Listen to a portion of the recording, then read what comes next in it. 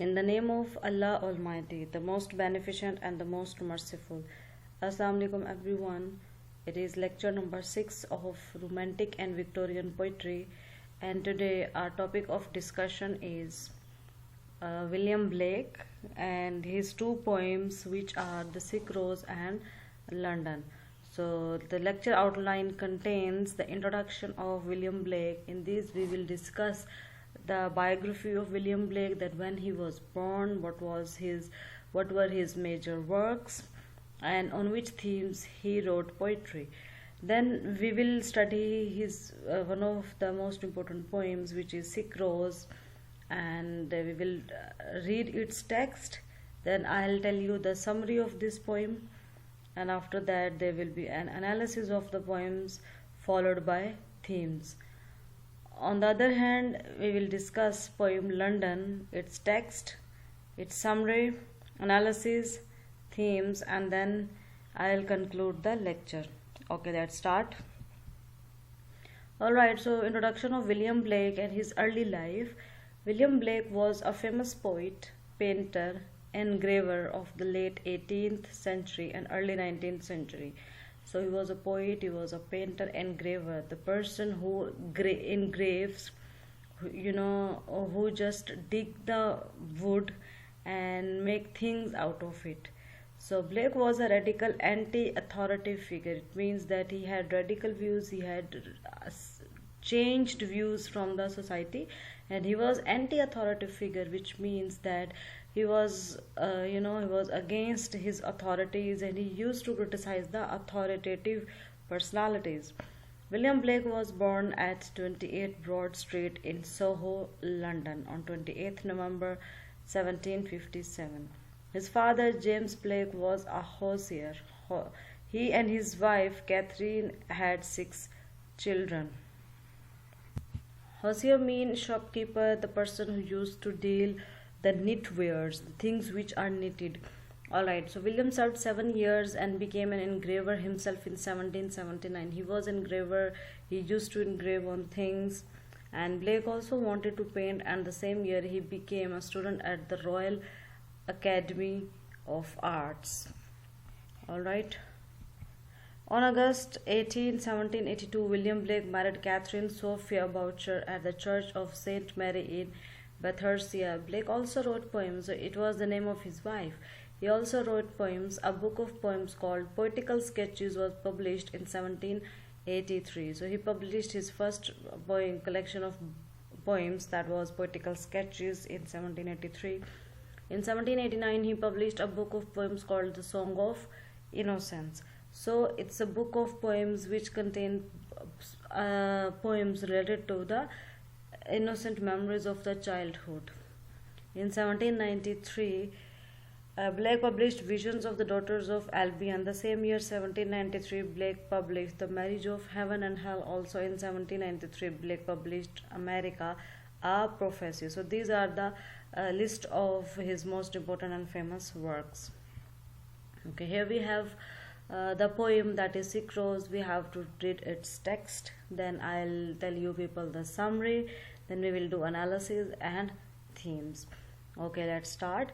The sick rose, O rose, thou art sick, the invisible worm that flies in the night in the howling storm has found out thy bed of crimson joy, and his dark secret love does thy life destroy. So it has two meanings. Number one, here the rose represents the literal rose, a flower. So that rose is sick. Why it is sick? Because of that invisible worm that has flied from somewhere in the night, and it has settled on the rose, and it has dig its deep trenches or dig its tentacles into the rose. That is why that rose is sick. Okay, and this howling means shouting, screaming storm, so has found out thy bed, it has landed on your bed of crimson joy. Alright, so it is a kind of joy which is involved with some kind of pain. So it means that although it's landing and it's pricking, the pricking of this worm into the rose has caused its pain, but it is also a joy at the same time. And his dark secret love thus life destroys. So what happened? It's secret love. Although the worm had a love for the flower, but it's the dark secret love which has destroyed the life of a rose. So on the other hand, the other meaning of this poem can be such that the rose can it personify a woman who had been, made loved by some men, and that is why, because of that dark secret love which has destroyed the life of a woman. All right. So the sick rose is easy enough to summarize. The speaker addresses a rose flower which is diseased. Why it is diseased? Because worm has attacked it. Similarly, a woman who is involved in love with the man, she can also feel the same kind of disease if that person does not love her the way she wants, because some foreign agent described as an invisible worm has discovered the rosebud and is destroying the flower's vitality. But of course, this leaves all our work ahead of us in working out what this rose and this worm are meant to represent. So there are two meanings which I have already tell you people, that the rose, it can be a flower. At the same time, the rose symbolizes a woman. She, although being loved by the man, is also not happy. Why she is not happy? Because she had been diseased by that person, mentally or physically diseased by that person. Alright, so analysis.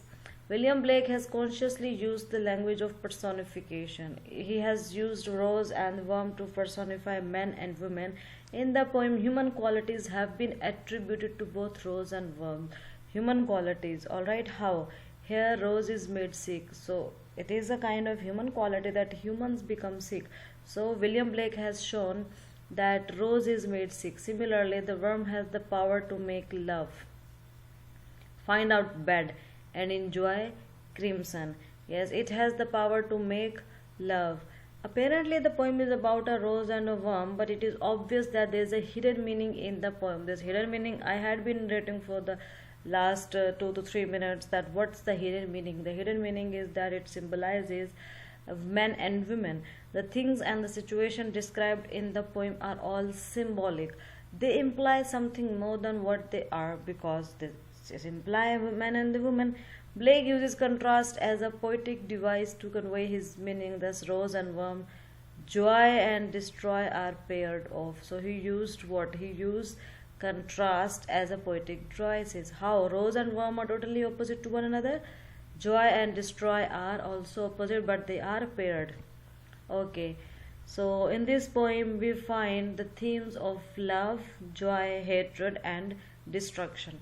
I have just named the themes here, but what you have to do, if you have to do this question from your exam point of view, then you will have to give reference of where there is a love being shown in the poem, where there is a joy. You have to quote the lines, exact verses. Similarly, hatred and destruction. So these are the major and important themes of this poem. Alright, so another poem that is by William Blake is London. First I'll read these quatrains. These are quatrains containing the 4 verses. I wander through each chartered street, near where the chartered Thames does flow, and mark in every face I meet marks of weakness, marks of woe. In every cry of every man, in every infant's cry of fear, in every voice, in every band, the mind-forged manacles I hear.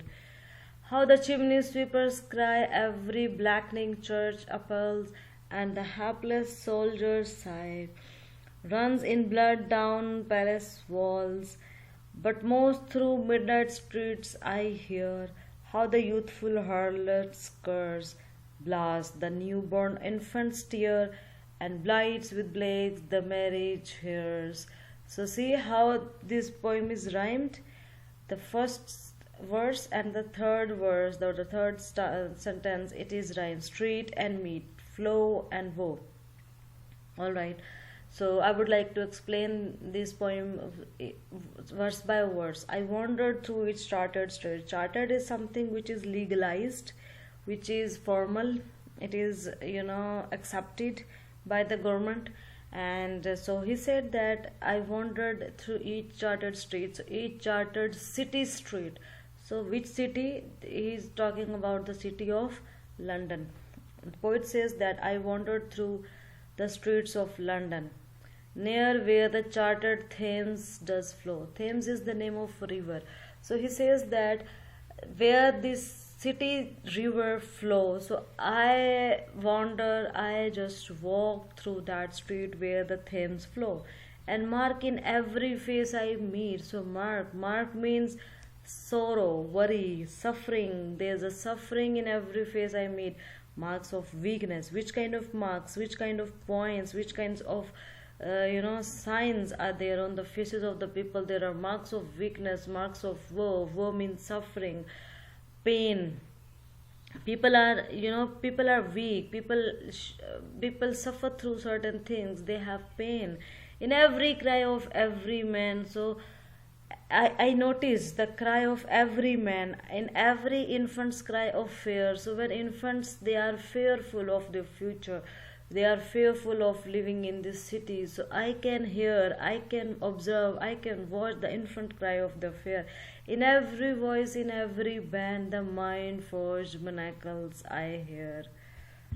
Manacles mean chained. These are iron barred chains which are used to lock or capture the criminals. So what he used to say, he says in every voice, in every band, like whatever the person is saying, if he is silent, if he is speaking, so I can just feel, I can just notice the shackles that had captured their mind. It means that their mind had been locked in unseen shackles, unseen cage, unseen chains. So their minds had been blocked. Okay. How the chimney sweepers cry, every blackening church appeals. So I can just notice how chimney sweepers cry. So chimney sweepers are basically those childs, or you can say they are, this concept is associated with child labor, where the children are made to sweep the chimneys, because at that time there was a time of industrialization, and there was, people wanted these sweepers to sweep the chimneys, to clean the soot that just evolved from the chimneys in the form of smoke. So they needed such a kind of labors. So he says that the chimney sweepers cry, I can just imagine. They were caged, they were chained with shackles. Every blackening church appalls, and the hapless soldiers sigh. So it means that when the chimney sweeper cry, the church, it gets frightened, and the hapless means helpless soldiers sigh. Whenever the helpless soldiers weep, runs in blood down palace walls. So what happens? So his blood is like it's flowing along the walls of the palace. So it again symbolizes the atrocities and cruelties of the kings, that they inflict such atrocities on their own people, that they want them die for themselves, they want them fight the battles, and then they die fighting there. So this is what represents that the soldiers, so he can feel that what was happening, there was war going on. So the soldiers represent, the soldiers helpless represented is in the form of the blood that just passed down the palace walls. So he could feel their sufferings, he could feel their woes, he could feel their worries, their despair, their cries, their sighs. Who could feel? The poet. So that is why he has presented this concept in his poem. But most through midnight streets I hear how the youthful harlots curse. Harlots means prostitute. So what happens through the midnight streets? I just hear how the young prostitutes, they curse, they just lament, they just criticize, blast the newborn infants' tear, and they just curse the newborn infants, that and blights with plague the marriage here. So they just say these new these prostitutes, these harlots, they just curse the newborn babies and say that may they never went into their marriage. uh, Hers is called as the carriage, you know, marriage festivities, or the carriage in which they are carried, like the bride and the groom are carried. So they actually curse that may they never get to that place. So that is what they heard. At that time, the prostitutes were also used. So that is why the prostitutes are also their feelings and the sufferings. When they used to curse, they curse the infants and the newborn babies, and as a result they just give them, you know, and they curse them not to get married. The speaker wanders through the streets of London and comments on his observations. This is all what I have already narrated, so I am just quickly going through it. He sees despair in the faces of the people he meets and hears fear and repression in their voices. The woeful cry of the chimney sweeper stands as a chastisement to the church, means penalty to the church, and the blood of a soldier stains the outer walls of the monarch's residence. So what happened? The blood of the soldier, I have already talked about it. The night time holds nothing more promising. The cursing of prostitutes corrupts the newborn infant and sullies the marriage hairs. Okay. The poem has 4 quatrains with alternate lines rhyming. Alternate lines rhyming. I have also told you people how the alternate, see, cry and sigh, here, tear, here we have curse and hers. So the alternate lines are rhyming. Repetition is the most striking formal feature of the poem, and it serves to emphasize the prevalence of horrors the speaker describes. So there is a repetition of what? He just repeats the things, like he just repeat in every cry of every man, in every infant, in every voice, you know. This is how he creates an element of fear, element of horror to the speaker. The opening image of wandering, the focus on sound, and the images of stains in these poems' first lines recall the introduction to songs of innocence. The opening image of wandering, that he was wandering in the street. So these images of the stains, it recalls the introduction to the songs of innocence. This poem is from his collection of songs of innocence, so that is why it recalls the introduction, but with a twist. We are now quite far from piping pastoral bard of the earlier poem. We are in the city, but there is a contrast in the songs of innocence. William Blake has used, or he has presented, poems with some pastoral settings, but here in this poem we are not in the pastoral setting, we are not in the village, rather we are in the city.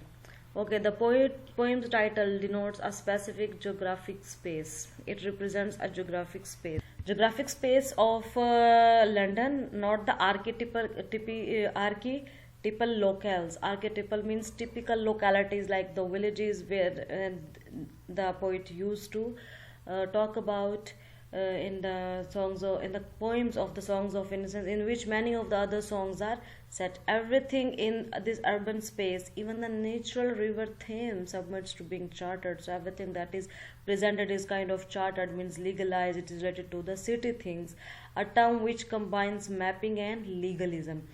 Blake's repetition of this word, which he then tops with 2 repetitions of mark in the next 2 lines, reinforces the sense of stricture the speaker feels upon entering the city.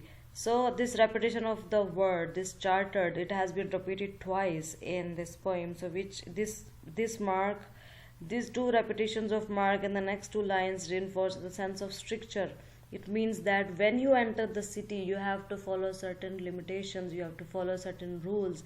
There are rules and regulations of the city life which you have to follow. So this is what by chartered. Chartered means something which is to be considered as it is, because it has been legalized by the government. Okay, it is as if language itself, the poet's medium, experiences a hemming in, a restriction of resources. Blake's repetition, thudding and oppressive. Repetition means, repeat something. Thudding means dull and oppressive reflects the suffocating atmosphere of the city. So the way he has used the word, it represents that the atmosphere of the city was very suffocating, but words also undergo transformation within this repetition. Thus mark between the third and fourth lines changes from a verb to a pair of nouns. So it changed from verb to nouns, from an act of observation which leaves some room for imaginative elaboration to an indelible. Indelible means the thing which cannot be removed. So imprint, branding the people's bodies regardless of the speaker's action. So what happened? So this mark, in the beginning, this mark was a verb, that they were going through some pains, they were going through suffering, woes, despair. But later on it became the noun. How? Then this mark represented their physical appearance, how they were feeling. For example, the chimney sweepers were crying, the soldiers were sighing. So this represented the people's bodies regardless of the speaker's action. So here we have the themes of the poem, and there are different themes in this poem, like theme of human suffering, theme of pain, woes and cries. Was, again, it is, taking sighs because of pain, because of tension. Then there's a theme of fear, theme of repression, theme of despair. Despair means disappointed, repression means when you are suppressed. So these are the important themes in this poem. So I would like to conclude this lecture by saying that William Blake was one of the pioneer poets of the Romantic age. Yes, he was among the top, or among the first few poets of this age. He was not purely a romantic poet, as he presented the harsh realities of life in his poems. So unlike romantics, he was not totally romantic, but he presented a few realities or harsh realities of life in his poems, The Sick Rose and London. He talked about painful joy of love in The Sick Rose, while his poem London depicted a sordid image of the famous city or the city life. Alright, that's all for today.